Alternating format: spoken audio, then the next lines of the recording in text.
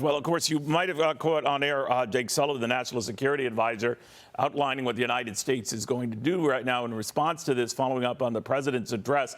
It wasn't so much his kind of vague comments about Iran and its responsibility for this attack or helping in this attack on the part of Hamas, but his answer to a question that concerns something far bigger. Take a look. Under what circumstances would you put American forces on the ground to help out? At this point, that is not something that is under planning.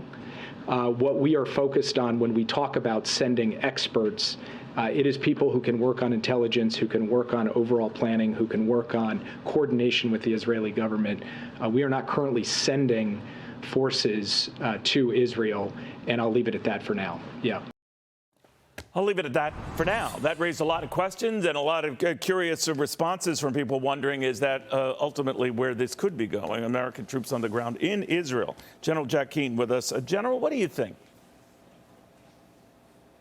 Well, I'm stunned by the president's speech and also by Jake Sullivan's response to questions here. The president gave a heartfelt support, certainly, of the suffering that has taken place and the need to support Israel to see this operation that they're going to conduct through to its completion. But he never, ever mentioned Iran, who is directing their proxies to attack Israel and has been doing so for 40 years. And they admit that Iran is broadly complicit, as Jake Sullivan said, in funding, in training, and supporting Hamas. But we don't have any specific confirmation that they were involved in the planning or coordination of this attack. What he should have said, he said, we can make the assumption, based on Iran's previous activities, that they directed this, helped plan it, helped coordinate it, and help it achieve the success. And therefore, we are going to support Israel, but we're also going to make certain that if any American hostage loses their life at the hands of the Hamas, then Iran, we're going to react to that. You will pay the price for that and direct that attention to the Iranian leadership. The same thing. The president made this speech and made a clear point about the expansion of the war. And he did it in reference to the aircraft carrier and the military response that's in the region, and it's there to deter an expansion of the war. What are we really talking about here? We're talking about Lebanon, Hezbollah, really opening up a northern front, or possibly Syria, etc. But mostly it's all about Lebanon. And he said, don't.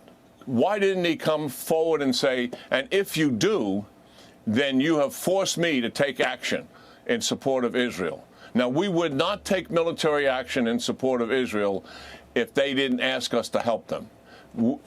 They have never asked us since 1948. In every confrontation they've had, they've been able to deal with it on their own.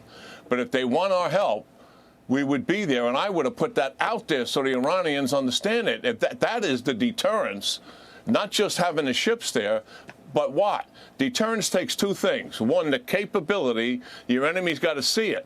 Secondly, they got to believe you're going to use it. Those two things together gets you deterrence. And he left out, I'm going to use it. And that is the problem I'm having. The president needs to revisit his entire strategy dealing with Iran, Neil. The appeasement and the containment strategy is not working. He's got to confront them. The only thing they understand. Really slap the sanctions on them. Pull back the $6 billion. Find every way you can to dry up their funding and their support. And then certainly in dealing with the specifics of this, do the couple of things I just mentioned so this thing doesn't get worse for the United States citizens there, but also for the Israeli citizens in terms of the expansion of the war. Be unequivocal, be clear. This is a time when you have to find your spine and your strong moral compass and stand up for stability, security, and you've got to be willing to confront these adversaries. So let me ask you, and I wish we had more time, General, but what was the strategy for Hamas? It surely had to anticipate the sweeping response that Israel is offering right now. and that it would be what Hamas did times 10. So whether complicit with Iran or not, I mean, what was the thinking that went into that, unless it's encouraging a widening of the war, bringing Hezbollah into it, bringing more, and we got these reports of missile attacks from Syria into it. I don't know, but the strategy escapes me here. Well, one of the basic strategies they've always had is they want a strong military response from Israel in the Gaza Strip. That it would unite the Arab world, right? Right, and they want the casualties. This is the horror of Hamas. You know, they expose the civilian population there that they're the government, that they're designed to protect. But they hide themselves in that population. They weaponize their factories underneath mosques and schools. And then when the Israelis are coming with their guns, they want that civilian population casualty rate to go up. They want the international community to condemn the Israelis. I mean, the hypocrisy and the horror associated with that. These are their people, and they actually want high casualty rates. That is, I think, one of the purposes here.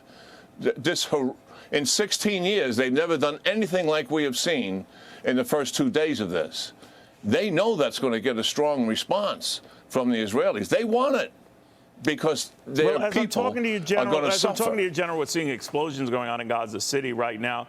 There had been talk of a land war, getting boots on the ground on the part of Israel to deal with this in Gaza. They'd even put out warnings to Palestinians in the area that this is coming. Whether this is the beginning of that, I have no idea.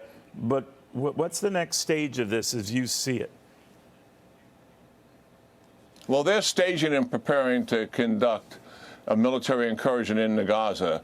And their purpose here is completely different than what they've said before. Before, it was always going hard, going fast, and push them back for a number of years before they can do this again.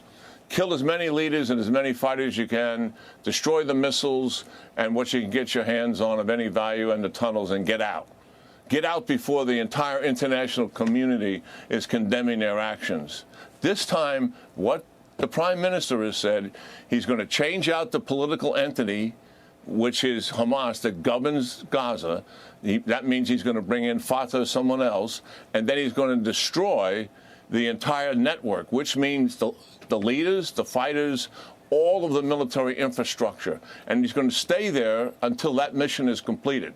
They have never assigned that mission to themselves before. This will take weeks and months, not the 10 days, 2 weeks that has happened in the fast, a hard and fast approach. This is going to be slow. It's going to require patience. It's neighborhood by neighborhood, block by block, and building by building. And hopefully some of the people there who are fed up, many of them with Hamas, will give the Israeli troops some cooperation in terms of where the Hamas fighters are that are so torturing their life for these last 16 years are. But this is a long operation that is going to require the United States to stand behind them, like the president has said, despite the length of it and despite the casualties that are going to take place. It's going to test his mettle. And it's really unfortunate that he gave Iran a pass when they're orchestrating all of this. General Keane, thank you very much. We'll see if we get more information on all of this. Hey, Sean Hannity here. Hey, click here to subscribe to Fox News YouTube page and catch our hottest interviews and most compelling analysis. You will not get it anywhere else.